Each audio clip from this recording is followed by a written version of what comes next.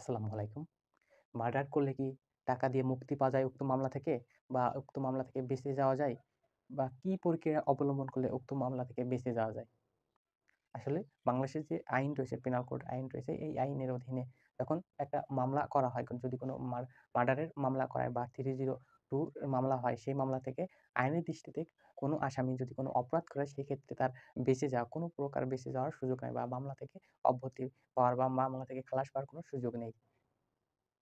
তারপরেও আমরা সমাজে বিভিন্ন সময় দেখতে পাই যে আ বিভিন্ন মার্ডার মামলার ক্ষেত্রে দেখা যায় যে অনেক জায়গায় এই যে মামলাগুলো হয়ে থাকে, হওয়ার পরে কিছুদিন চলার পরে দেখা যায় যে নেগোশিয়েটের বিষয় থাকে।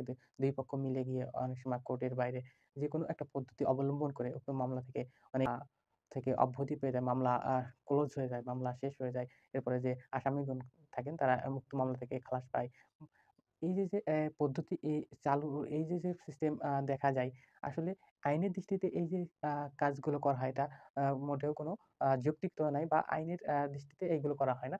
আ এই যে কোনো অপরাধ করা হয়, যদি এ কোনো অপরাধ হয়ে থাকে বা বৃহৎ অপরাধ যে মার্ডারের মতো অপরাধগুলোর ক্ষেত্রে, যদি এই ধরনের মার্ডার হওয়ার ক্ষেত্রে, মার্ডার হলে এর পরবর্তীতে যে টাকা-পয়সা দিয়ে বা নেগোশিয়েট এর চেষ্টা করা হয় বা করা হয়ে থাকে, এই পদ্ধতি যদি দিন, দিন চলমান হয়ে থাকে, তাহলে দেখা যাবে এই যে মার্ডার গুলো হয়ে থাকে, দিন, দিন এই প্রবণতা অনেকাংশে বেড়ে যেতে পারে।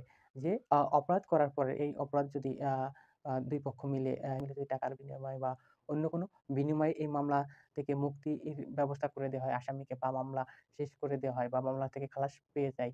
এই যে ব্যাড প্র্যাকটিস যদি চলমান থাকে বা এই চলমান থাকা অবস্থায় যদি এরকম চলতেই থাকে, তাহলে দেখা যাবে এই যে মার্ডার দিন, দিন আরো বেড়ে যাবে।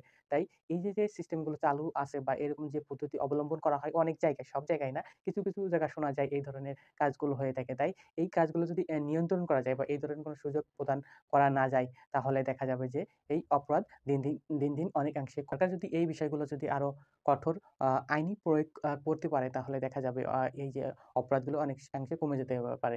বা এই যে আসামিকে খালাস করার যে পদ্ধতি রয়েছে বা যে চুক্তি হয়ে থাকে বা যে কার্যক্রমে এই পদ্ধতি অনুসরণ করা, এই পদ্ধতি যদি নিয়ন্ত্রণ করা যায় বা তাদেরও যদি আইনের আওতায় আনা যায়, যে যদি কোনো অপরাধ হয়ে থাকে, সেই অপরাধের বিচার হতে হবে এবং অপরাধের বিচার হবে, বিচার হলে যে আসামি থাকে তার শাস্তির আওতায় আনা হবে। তাহলেই দেখা যাবে এই যে মার্ডার প্রবণতা অনেকাংশে হ্রাস পেতে পারে বা কমে যেতে পারে। তাই সরকারকে এই বিষয়গুলো আরো নজরদারির মধ্যে আনতে হবে, বা যে মামলায় যে মামলা, এ ধরনের মার্ডার মামলাগুলোর ক্ষেত্রে সরকার যদি আরো কঠোর আইনি প্রয়োগ করতে পারে বা আরো দৃষ্টি দিতে পারে, তাহলে এই অপরাধগুলো অনেকাংশে কমে যেতে পারে।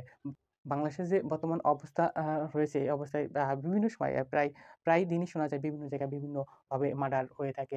এক বা একাধিক মার্ডার হয়ে থাকে বা বিভিন্ন জায়গায় বিভিন্ন মার্ডার হয়ে থাকে। এই যে মার্ডারগুলো যদি সরকার যদি আসলে নিয়ন্ত্রণ করতে চায় বা কমিয়ে আনতে চায়, দেখা যায় যে অনেক জায়গায় সাধারণ কোনো বিষয়ে মার্ডার হয়ে গেছে বা কোনো আ দলাদলি নিয়ে অনেক সময় মার্ডার হয় বা ক্ষমতা দেখাদেখি নিয়ে বিভিন্ন জায়গায় মারামারির মাধ্যমে এই মার্ডার গুলো হয়ে থাকে বা বিভিন্ন পদ্ধতিতে এই মার্ডার গুলো হয়ে থাকে। এই যে মানুষের যে অপরাধ প্রবণতা বা মানুষের এই অপরাধ প্রবণতা নিয়ন্ত্রণ করা, যদি আইনে যদি আইনের কঠোর শাস্তি বা যে শাস্তি দেওয়া হয়, এই শাস্তি আরো দ্রুত সময় আনা যায় বা এই শাস্তি যদি আরো স্বচ্ছভাবে দ্রুত বাস্তবায়ন করা যায়, তাহলে দেখা যাবে এই মার্ডার গুলো অনেকাংশে কমে যেতে পারে। তাই সরকারকে যে আইনের পরিবর্তন এনে বা এই বিষয়ে যদি আরো পরিবর্তন এনে যদি দ্রুত ব্যবস্থা গ্রহণ করতে পারে, তাহলে দেখা যাবে যে এই যে আ অবস্থা, এর থেকে পরিত্রাণ পাওয়া সম্ভব হতে পারে।